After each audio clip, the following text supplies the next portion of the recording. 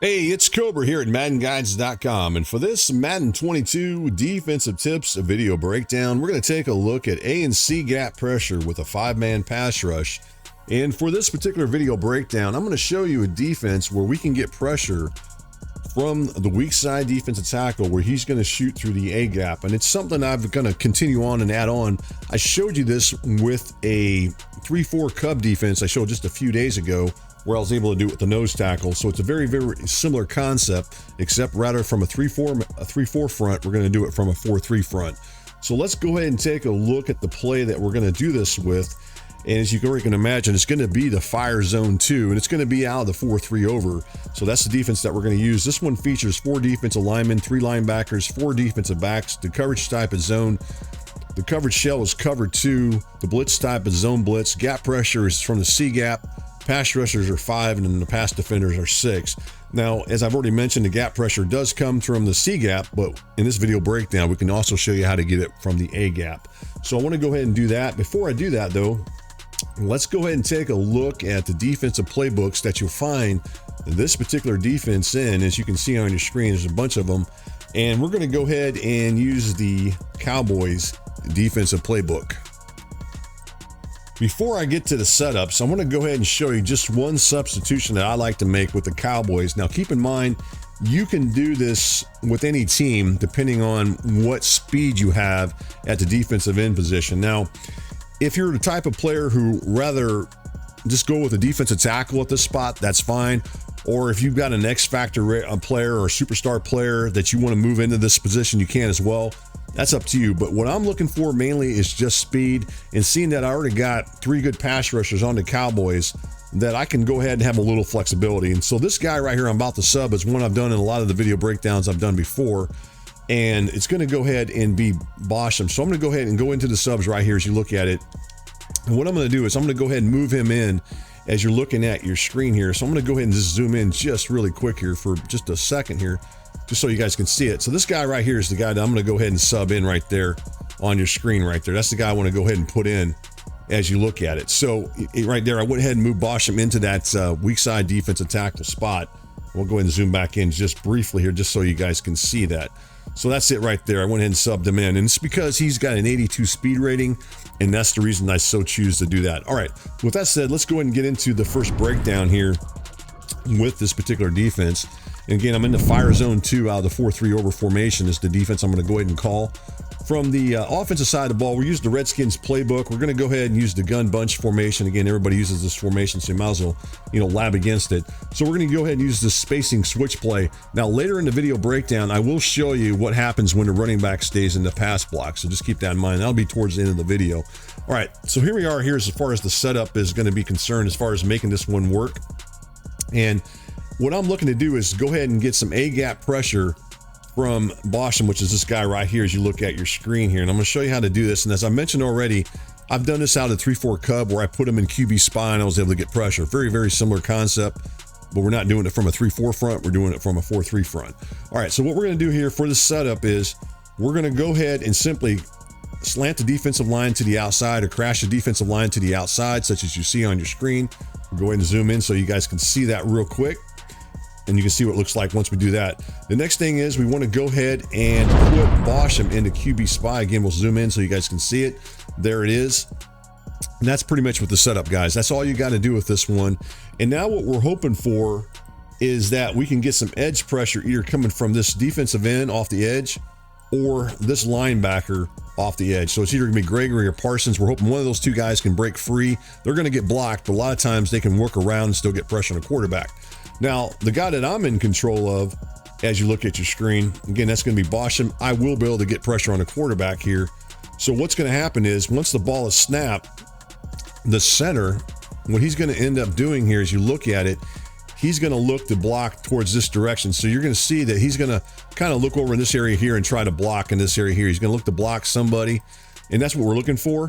When he does that, then that's going to allow us to go ahead and get pressure. Now, when I do this with Bosham, I'm not going to go straight at the quarterback. Instead, I'm going to kind of go at an angle and then after the quarterback. So that's what I kind of want you guys to try to do when you do this, because what's going to happen, and we'll go in instant replay and see it, it's going to take the center longer to get back over and try to recover to make the block if you go at an angle, and that's what I want to show. All right, so I'm going to go ahead and run this, and then I'm just going to go right after. See how I go at that right there? And there's the pressure I was just talking about. Now, I'm going to tell you right now off the bat, the linebacker's not always going to get in there as far as getting pressure. He may get blocked. You know, sometimes he'll get blocked. Maybe the right end or might get blocked as well. But I will tell you this, you will be able to get some A-gap pressure for sure pretty consistently as long as you're doing what I'm showing here. So here's that center again. You know, I just talked about him. You know, he's going to go ahead and block over towards the right as you look at your screen. And then when we see him looking to block, that's when we go ahead and rush. And as I pointed out earlier, make sure you take it at an angle, and then you can go get the quarterback and get some pressure on him, such as you see on your screen right there. The second setup that we want to show from the 4-3 over fire zone 2 that's going to allow us to get that A-gap pressure from the weak side defensive tackle is very similar to the first setup with one more adjustment that we need to make. So let's go ahead and show that to you really quick. So it's the same thing right here as far as the first step, and that's to go ahead and slant the defensive line out or crash the defensive line out, such as you see on your screen. Before you do QB spy, go ahead and call QB contain, and then that's going to go ahead, as you look at your screen, it's going to go ahead and put the linebacker here, which is the right outside linebacker, and then the left end, both in QB contain. And then you can go ahead and hot route Bosch them into a QB spy. Now, the difference between this one is, and the first setup is mainly is that you're going to have those two guys that we have both in QB spy. And the idea of this would be to prevent our quarterback, or at least our opponent, from rolling out to one side or the other, at least give us a little better defense where that'll take that away. So that's the reason behind that, is that we're just looking to keep him from rolling out. Other than that, it's the same thing. You're still going to go ahead and rush the quarterback with the nose or the weak side defensive tackle, and you're going to do the same thing I showed earlier. So let's just go ahead and run this, and I'll show you how it works. So right there, he goes over, you work your way in, and you get to the quarterback and get pressure on him. That's really it. So it's basically the same setup. The only major difference, like I said, besides the QB contain, is you may not get that same outside pressure from the edge rushers as far as getting to the quarterback. Like I said before in some of my breakdowns, I don't always feel like the QB contain works as well, in my opinion, but you know, I know some other people might argue with that, and that's fine.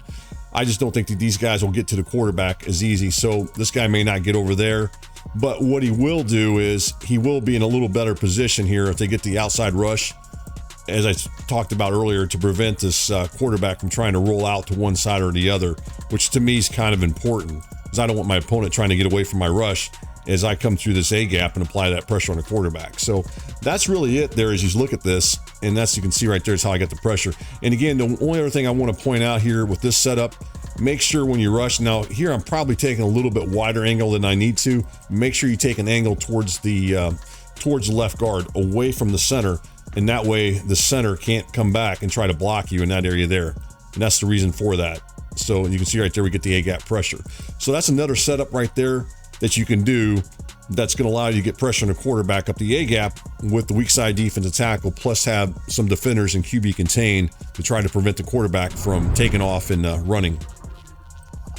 For our third setup I'm going to show is one I actually didn't mention in the title, and that's going to be B-gap pressure. And this one's pretty similar to the other setups, except the main difference is we're going to go ahead and flip it at the play call screen, and instead of getting A-gap pressure, we can get B-gap pressure from the weak side defensive tackle. So let's go ahead and do that.